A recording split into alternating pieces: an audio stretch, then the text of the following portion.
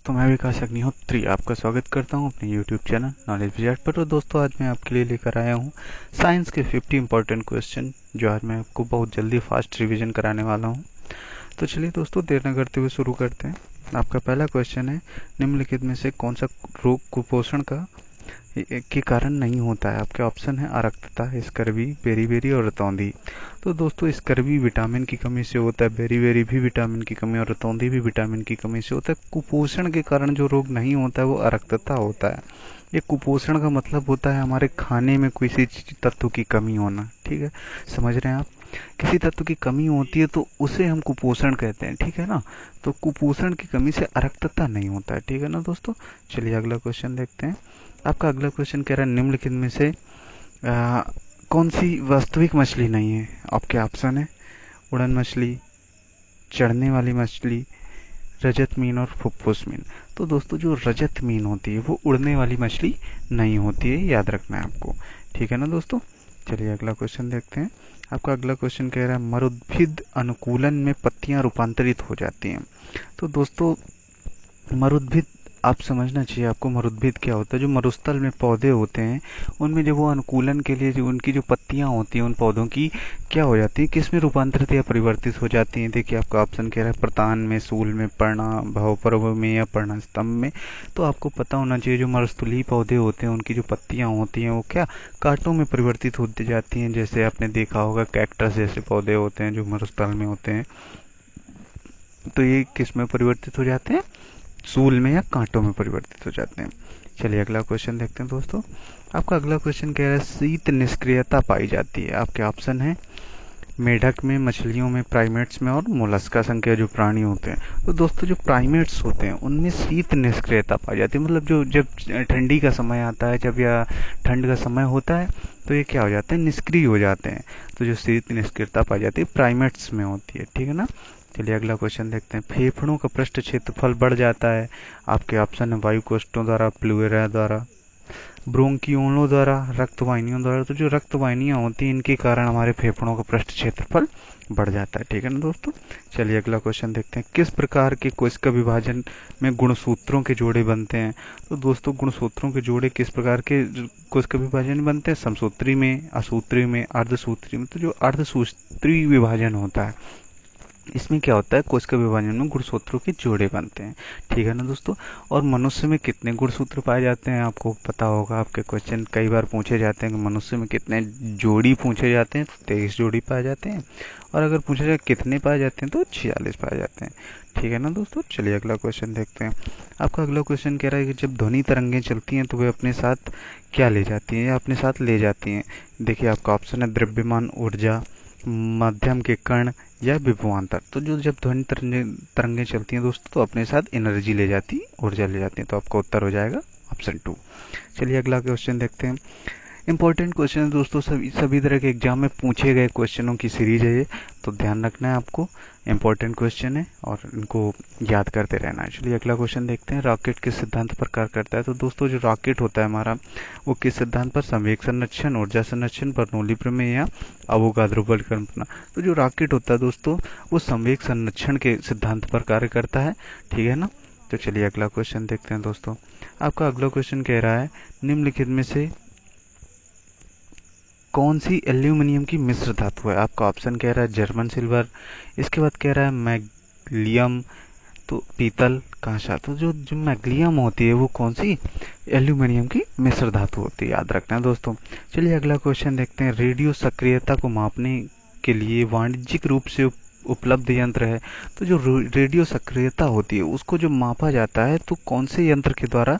वाणिज्यिक रूप से, मतलब जब व्यापार के रूप में जब हम रेडियो सक्रियता नापते हैं, वाणिज्यिक रूप से नापते हैं, तो किस उसमें से मापते हैं? आपका ऑप्शन क्या है? रिचर पैमाना, रेडियो समस्थानिक, जीएम गणक और रेडियोग्राफ। तो दोस्तों, जो जीएम गणक होता है इससे हम क्या रेडियो सक्रियता को वाणिज्यिक रूप से मापते हैं। चलिए अगला क्वेश्चन देखते हैं दोस्तों।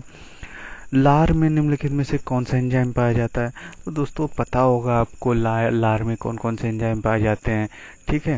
तो देखिए आपका कह रहा है लैक्टेज, डायस्टेज, सुक्रेज या टाइलिन। तो इम्पोर्टेंट क्वेश्चन है, लार में टाइलिन नामक एंजाइम पाया जाता है।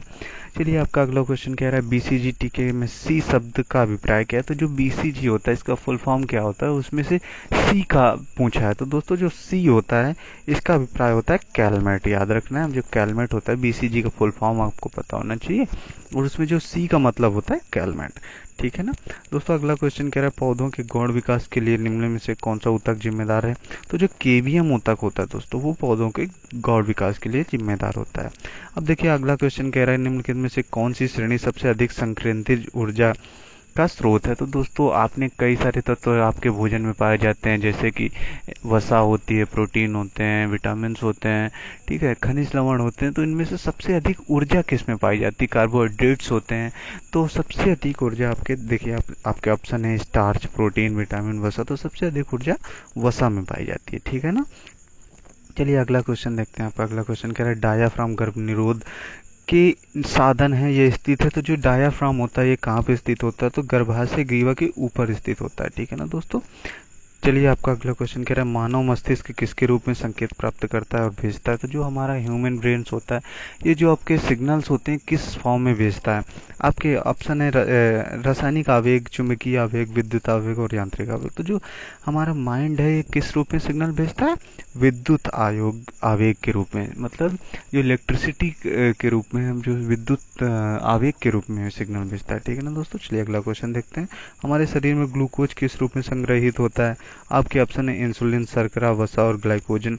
तो दोस्तों जो हमारे शरीर में जो ग्लूकोज संग्रहित होता है वो ग्लाइकोजन के रूप में संग्रहित होता है। ठीक है। आपका अगला क्वेश्चन कह रहा है घास के अध्ययन को क्या कहा जाता है। इंपॉर्टेंट क्वेश्चन है दोस्तों। घास के अध्ययन को हम एग्रोस्टोलॉजी कहते हैं, याद रखना है दोस्तों। ठीक है। फाइकोलॉजी किसे कहते हैं, पोमोलॉजी हम फलों के अध्ययन को कहते हैं। ठीक है। चलिए अगला क्वेश्चन कह रहा है पश्चिमी देशों में कई बच्चों को बहुत कम धूप मिलती है और वे विकसित नहीं होते हैं, तो किस बीमारी से ग्रस्त हो जाते हैं। तो दोस्तों आपको पता होना चाहिए कि विटामिन डी की कमी से सूखा रोग हो जाता है। और विटामिन डी क्या होता है, धूप से हमें, सूर्य के प्रकाश से मिलता है। जो जिससे जब सूर्य का प्रकाश हमारी त्वचा में पड़ता है तो त्वचा अपने आप हमारे शरीर में त्वचा क्या करता है, विटामिन डी बनाता है। तो कौन सा रोग हो जाता है विटामिन डी की कमी से, सूर्य की कम किरणों से मिलने में या सूर्य का प्रकाश कम मिलने पे। जो पश्चिमी देश है वहाँ पे बच्चे किस रोग से ग्रसित हो जाते हैं, सूखा रोग से। चलिए अगला क्वेश्चन कह रहा है कौन सा रोग विटामिन प्रतिरक्षा प्रदान करता है। तो जो प्रतिरक्षा हमारी विटामिन सी से हमें प्रतिरक्षा मिलती है। ठीक है ना दोस्तों।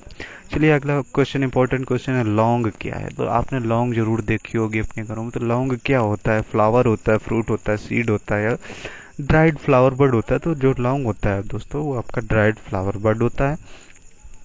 देखिए अगला क्वेश्चन क्या कह रहा है विटामिन ए की कमी के कारण कौन सा रोग बनता है या कारण बनता है। तो विटामिन ए की कमी से कौन सा रोग हो जाता है दोस्तों, आपको पता होगा रतौंधी होता है विटामिन ए की कमी से। विटामिन बी की कमी से बेरी बेरी होता है। विटामिन सी की कमी से स्कर्वी होता है। ठीक है। आपका अगला क्वेश्चन कह रहा है निम्नलिखित में से कौन सा अर्धचालक नहीं है। तो नहीं है पूछा गया। तो अर्धचालक आपको पता होगा कि क्या होता है, जो विद्युत के सुचालक और कुचालक दोनों होते हैं उन्हें हम क्या कहते हैं, अर्धचालक कहते हैं। मतलब कभी कभी वो कुचालक का कार्य करते हैं और कभी कभी सुचालक का कार्य करते हैं। जैसे आपके एग्जाम्पल में देखें सिलिकॉन, जर्मेनियम, सेलेनियम, ये क्या है, अर्धचालक के उदाहरण। लेकिन जो क्रिप्टॉन है ऑप्शन नंबर 2 दोस्तों, जो क्रिप्टॉन है, क्रिप्टॉन एक नोबल गैस है, अक्रिय गैस है। क्रिप्टॉन, रेडॉन, जिनॉन, आर्गन, ये क्या होती है, अक्रिय गैस होती है। तो जो ऑप्शन 2 नंबर से ही हो जाएगा आपका। देखिए जो अगला क्वेश्चन कह रहा है जब पानी जम जाता है तो उसका घनत्व तो क्या होता है। तो दोस्तों जब पानी जमता है तो उसके अणु क्या हो जाते हैं, बहुत पास पास हो जाते हैं। तो जब पास पास अणु पास पास होंगे तो घनत्व तो क्या हो जाएगा, घट जाएगा। बेसिक सी बात है। चलिए अगला क्वेश्चन देखते हैं निम्नलिखित में से किसमें ध्वनि की गति तेज होती है।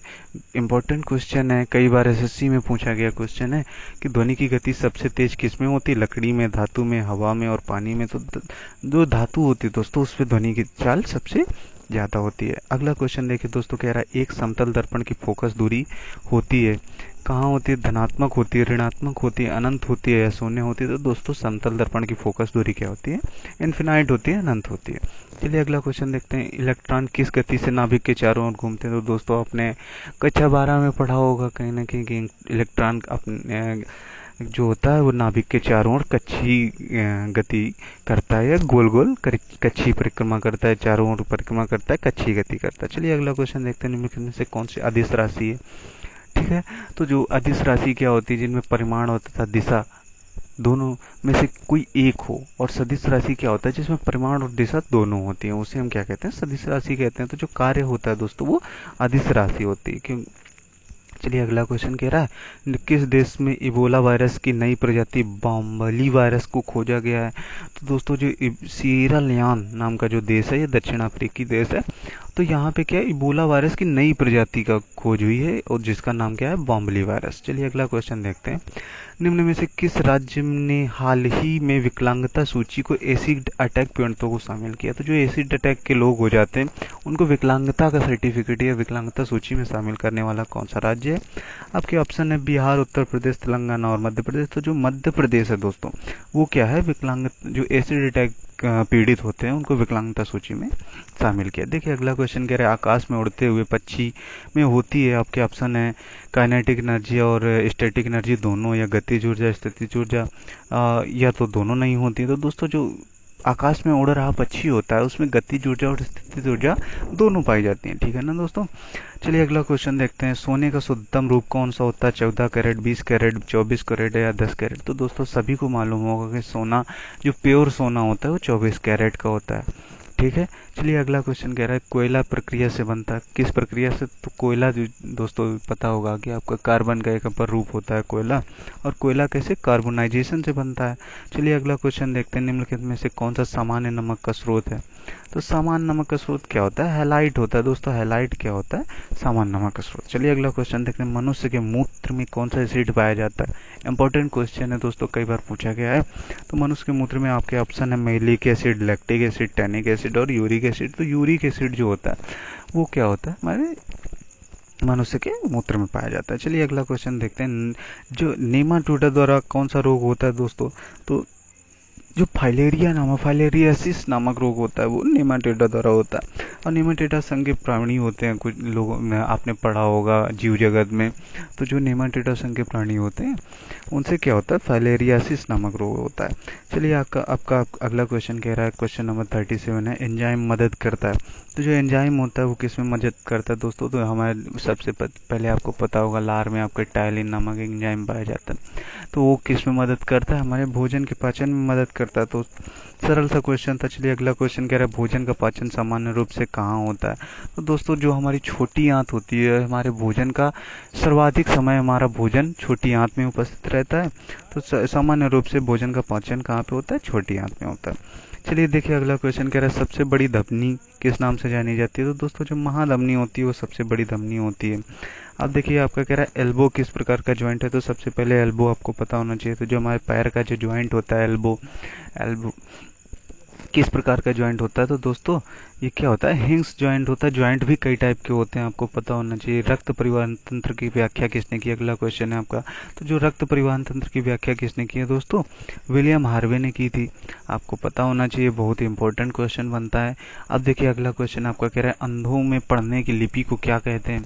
तो जो आपको पता होगा कि लुई ब्रेल थे, जो फ्रांस के निवासी थे, ये एक बार अंधे हो गए, किसी एक्सीडेंट की वजह से अंधे हो गए। तो इन्होंने एक भाषा डेवलप की जिसमें अक्षर, उभरे हुए अक्षर उन्होंने डेवलप किए, और उनसे क्या होता है, जो अंधे लोग होते हैं उनको पढ़ने में मदद मिलती है। ठीक है। तो ब्रेल लिपि जो होती है लुई ब्रेल के नाम से इन्होंने डेवलप की, और ये पढ़ने, अंधे को पढ़ने के लिए, अंधे लोगों के पढ़ने के लिए डेवलप की गई थी। चलिए अगला क्वेश्चन है, ध्वनि की तीव्रता निर्धारित होती है। तो दोस्तों मात्रक नहीं पूछा गया, ध्वनि की तीव्रता निर्धारित होती, आयाम से निर्धारित होती है। ठीक है ना दोस्तों।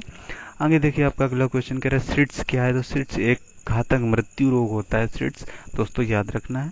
तो सिट्स क्या है, एक घातक मृत्यु रोग है। देखिए अगला क्वेश्चन 45 कह रहा है, पित्तरस का क्या कार्य होता है। तो जो हमारे शरीर में जो फैट होता है उसका एमल्सीकरण या फैट जो वसा होती है उसके पाचन के लिए पित्तरस कहीं ना कहीं बहुत मदद करता है। ठीक है। चलिए अगला क्वेश्चन कह रहा है, सोडियम कार्बोनेट का व्यापारिक नाम क्या होता है। तो सोडियम कार्बोनेट क्या होता है, धोने का सोडा जो होता है NaCO3 होता है दोस्तों। इसका रासायनिक सूत्र क्या होता है, NaCO3। तो सोडियम कार्बोनेट का व्यापारिक नाम होता है धोने का सोडा। ठीक है। चलिए अगला क्वेश्चन है, जेनेटिक कोड की खोज किसने की? तो दोस्तों जो जेनेटिक कोड थी हमारे भारतीय वैज्ञानिक हरगोविंद खुराना ने जेनेटिक कोड की खोज की थी। चलिए अगला क्वेश्चन देखते हैं, शरीर में आयोडीन की कमी से कौन सी बीमारी होती है? सरल क्वेश्चन दोस्तों, सबको पता होना चाहिए कि शरीर में अगर आयोडीन की कमी होती है तो घेंगा नामक रोग हो जाता है, जिसमें हमारे गले में सूजन हो जाती है। चलिए अब देखते हैं, इन्वर्टर बैटरी में कौन सा एसिड उपयोग में लिया जाता है? तो दोस्तों जो इन्वर्टर बैटरी होती है उनमें कौन सा एसिड, H2SO4 या हाइड्रोक्लोरिक अम्ल ये डाले जाते हैं। ठीक है, तो इसको सांद्र सल्फ्यूरिक अम्ल भी बोलते हैं। चलिए आपका अगला क्वेश्चन कह रहा है, सामान्य पुरुष के शरीर का तापमान कितना होता है? तो दोस्तों जो हमारे सामान्य शरीर के तापमान कितना होता है, 36.9 डिग्री सेल्सियस है, 98.6 फ़ारेनहाइट। ठीक है ना दोस्तों। तो ये थे आपके 50 इंपॉर्टेंट क्वेश्चन, और इसी तरह के क्वेश्चन आपको सभी तरह की प्रतियोगी परीक्षाओं में साइंस, अगर उसमें साइंस पूछी जाती है तो पूछे जाते हैं। ठीक है ना दोस्तों। तो अगर आपको ये वीडियो अच्छा लगे तो प्लीज़ वीडियो को लाइक करें और चैनल सब्सक्राइब करें। मैं इसी तरह की वीडियो डालता रहूँगा। धन्यवाद।